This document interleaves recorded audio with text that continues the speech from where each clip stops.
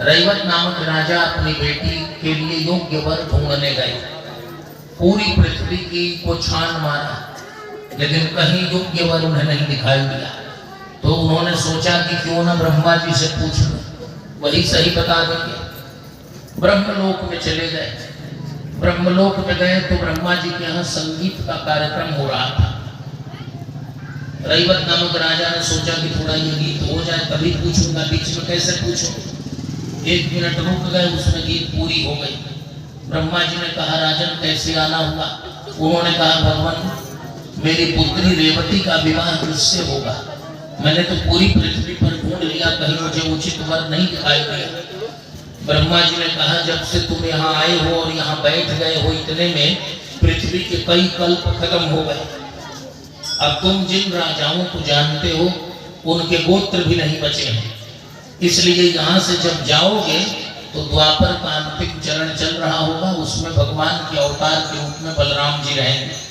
तो बलराम जी के साथ तुम्हारी बेटी रेवती का विवाह होगा। रेवती जी बहुत लंबी थी क्योंकि सत्ययुग की थी, और बलराम जी द्वापर के अंतिम चरण के हैं, उनसे कद में छोटे थे। रेवती जी बहुत ऊंची थी।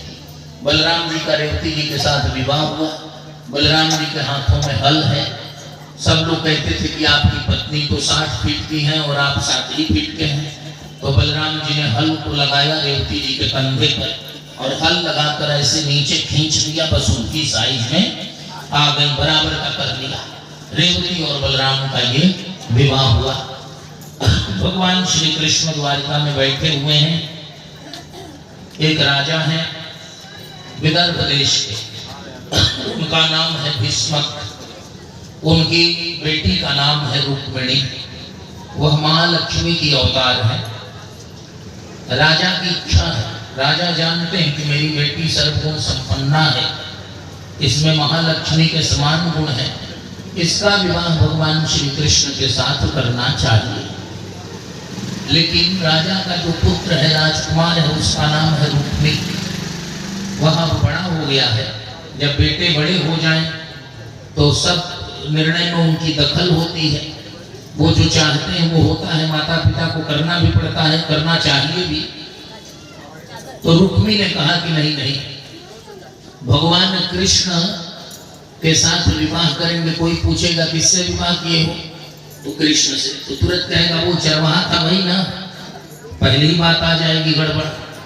वो कृष्ण पहले गाय चराए हैं, इसलिए उनका इतिहास खराब है। और शिशुपाल के साथ विवाह करेंगे तो खानदानी राजा है। कोई पूछेगा किसके साथ विवाह किया, कहा शिशुपाल, हाँ राजकुमार शिशुपाल, हाँ हाँ ठीक है। तो बात शिशुपाल पर चलने लगी। रुक्मिणी जी के हृदय में, रुक्मिणी जी सत्संग कर रही है, महालक्ष्मी की अवतार ही है, उनके हृदय में भगवान श्री कृष्ण के प्रति सहज भावना है।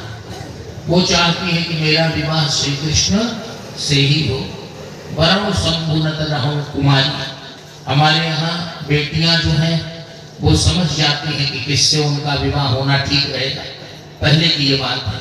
इस समय तो जिहादियों का ही बोलबाला चल रहा है, बहुत दुख होता है, सावधान करना पड़ता है। सारी कुल परंपराएं हमारी ध्वस्त हो रही हैं, उस पर कम से कम सावधान रहने की आवश्यकता है।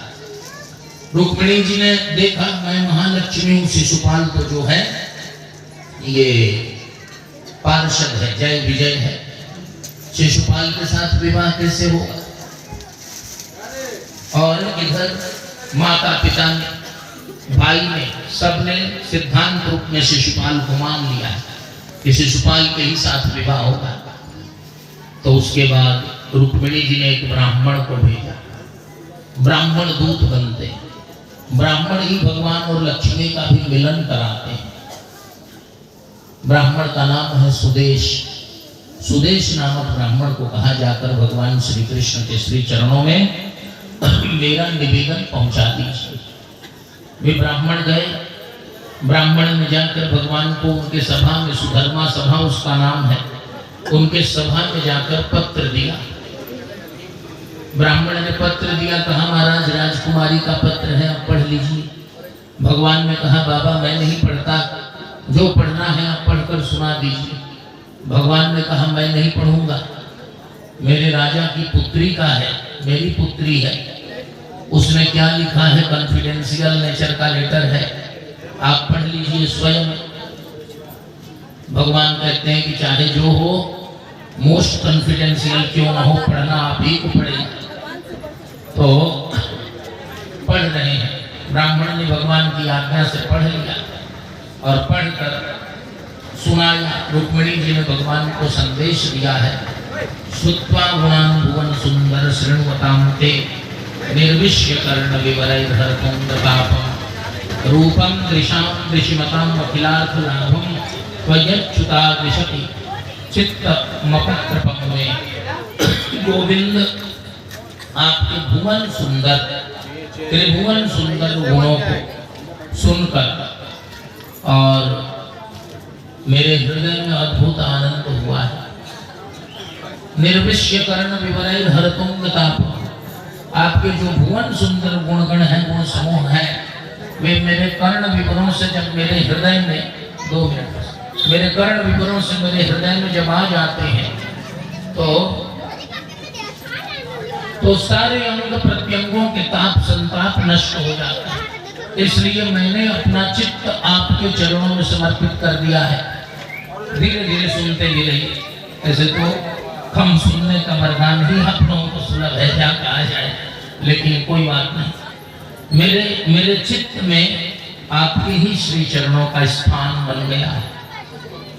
आपने यदि मुझे अपनाया नहीं तो मेरा जीवन नहीं बचेगा। मैं शिशुपाल के हाथों में नहीं जा सकती। यहाँ रुक्मिणी माता ने राक्षसेन शब्द का प्रयोग किया। माम राक्षसेन विधिनुत्वह वीर्य शुल्काम। अब कथा का अवसर नहीं है। राजकन्याएं 2 प्रकार की होती हैं, तो वीर्य शुल्का, एक वचन शुल्का। वीर्य शुल्का, वीर भोग्या वसुंधरा। आप अपने बल का प्रयोग करके राक्षस विधि के द्वारा मेरा विवाह कीजिए। और राक्षस विधि के द्वारा यहाँ भाष्यकारों ने कहा है कि जिस तरह से यही शिशुपाल पूर्व जन्म में राक्षस राज रावण था और मेरा हरण किया था, तो आपने उसका सकुल सदन नाश किया और मुझे उसके पंजों से छुड़ा कर आप लाए थे। वही शिशुपाल आज फिर राक्षस बनकर आया है और आज मुझे फिर उड़ाना चाहता है मेरे भाई की सहमति से। तो आप कम से कम माम राक्षसेन, राक्षस विधि से मेरा विवाह करके इस राक्षस से मुझे बचाइए। राक्षस विधि क्षत्रियों के लिए है। वीर्य शुल्का, मैं वीर्य शुल्का क्षत्रिय कन्या हूँ। आप आकर, परसों मैं जाऊंगी अपने नगर के ब्राह्मणों की पत्नियां और उनकी बेटियों के साथ पार्वती की पूजा करने उपवन में पुष्प वाटिका। पुष्प वाटिका भागवत के रुक्मिणी जी की कथा में और मानस रामायण में सीता जी की कथा में मिलता है। 2 ही जगह पुष्प वाटिका का वर्णन है, तीसरी जगह नहीं। तो पुष्प वाटिका से मैं जब निकलूंगी तो आप जो है उस समय मुझे राक्षस विधि से मेरा हरण कर लीजिए, दूसरा रास्ता नहीं। भगवान रथ लेकर पहुंच गए। शिशुपाल को रोज सपना आ रहा है कि मेरे विवाह के ऐन मौके पर वह माखन चोर आ गया और मेरी होने वाली दुल्हन को चुरा ले गया। जरासंध और लोग रुक्मी समझा रहे हैं कि हम लोग हैं, इतनी सेना है, यहाँ कौन आएगा। तब तक ऑफिशियल उद्घोषणा हो गई कि आज भगवान कृष्ण आ गए हैं। महाराज भीष्मक ने अपने सेनापति को लेकर, मंत्री को लेकर, आचार्यों को लेकर, ब्राह्मणों को लेकर भगवान की अगवानी की, स्वागत किया, पूजा किया और सबसे उत्तम महल जो था उसमें भगवान कृष्ण को रहने का स्थान दिया। तब तक रुक्मिणी जी गई पुष्प वाटिका में पूजा करने और पुष्प वाटिका में पूजा करके रुक्मिणी जी जब वापस आ रही हैं तो भगवान रथ रास्ते में लगा देते हैं। भगवान कहते हैं ये रथ आपका, इस रथ पर बैठ जाइए और धनुष बाण लेकर, चक्र तलवार लेकर खड़े हो जाते हैं। देखते ही देखते शिशुपाल की, जरासंध की तमाम सेनाएं भगवान पर टूट पड़ती हैं। लेकिन जैसे कीड़े पतंगे दीपक की लौ पर टूट पड़ते हैं और उनका नाश होता है, वैसे ही अकेले भगवान ने सबका विनाश कर दिया। थोड़ी देर में बलराम जी को सूचना मिल गई, वो भी पीछे से सेना लेकर आ गए। अब ये सेना जो है और इनके सैनिक 2 पाटों के बीच में दोनों तरफ से पिसने लगे, पिटने लगे। सब भागने लगे। शिशुपाल जरासंध किसी तरह से जान बचाकर भागे। रुक्मी अंत तक लड़ता रहा। भगवान रुक्मी को मारना ही चाहते हैं, तब तक रुक्मिणी जी रथ से कूद गई और भगवान के श्री चरणों को पकड़ लिया। ये मेरे भाई हैं, इनको मत मारिए। बलराम जी ने आकर फटकार लगाई भगवान को कि अपने सगे संबंधियों को ऐसे मारा जाता है, ऐसा व्यवहार किया जाता है। भगवान ने कहा क्या करूं, मेरे भाग्य में ही ऐसा है, अपने पिता के साले को मैं नहीं मारा, अपने साले के साथ मेरी ही झंझट शुरू हो गई। तो ये तो ऊपर से ही लिखा हुआ है। भगवान ने रुक्मी के सिर पर 5 स्थानों पर मुंडन करके चोटियां छोड़ दी।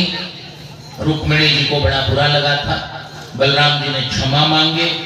भगवान ने रुक्मी की जान बचा दी। वहां कोई लड़ने वाला नहीं था, कोई चैलेंज नहीं थी। भगवान रुक्मिणी जी को लेकर के कहाँ आए? द्वारका। पहला विवाह भगवान का वो भी महालक्ष्मी के साथ हो रहा है और ससुराल में नहीं हुआ। कन्यादान करने वाला कोई नहीं था। तब द्वारका के लोगों ने कहा कि रुक्मिणी हमारी बहू बाद में होगी, बेटी पहले है। और वहां मंडप बना, उसी मंडप में रुक्मिणी जी और भगवान श्री कृष्ण का विवाह हुआ। भगवान ने चाहा तो इससे आगे फिर कल 2:30 बजे से